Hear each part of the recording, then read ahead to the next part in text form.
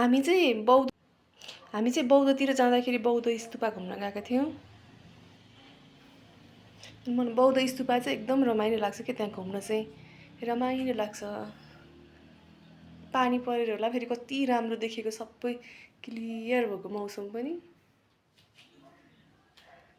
अनि हामी गएको दिन चाहिँ स्तूपाको त्यो मालाहरू फेर्ने दिन रहेछ।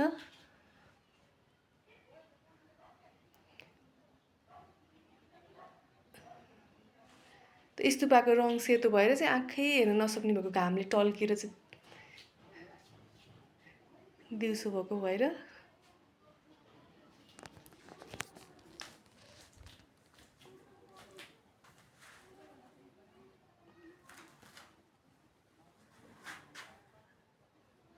दुईजना मात्र घुम्न गएपछि फोटो खिचिदिने पनि भिडियो बनाउने पनि एक्लै हुने। सबै फोटो र भिडियो चाहिँ एक्लै मात्र हुने रहेछ दुईजना मात्र घुम्न गएपछि चाहिँ।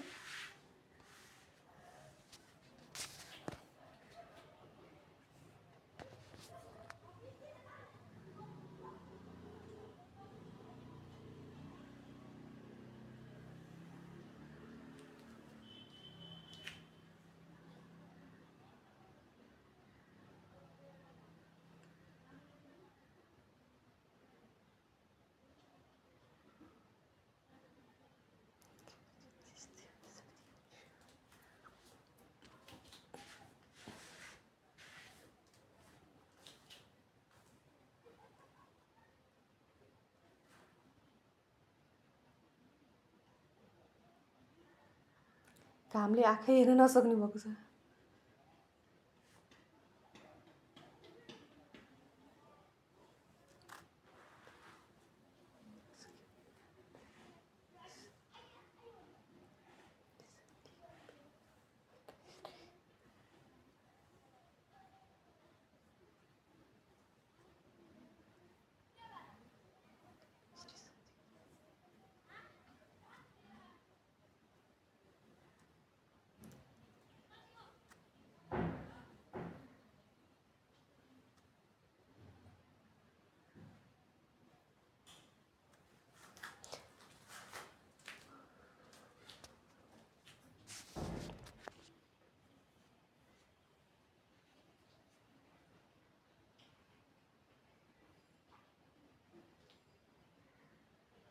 आजको हाम्रो दिन चाहिँ यस्तो भयो साथीहरू। ह्याभ अ नाइस डे साथीहरू। By by.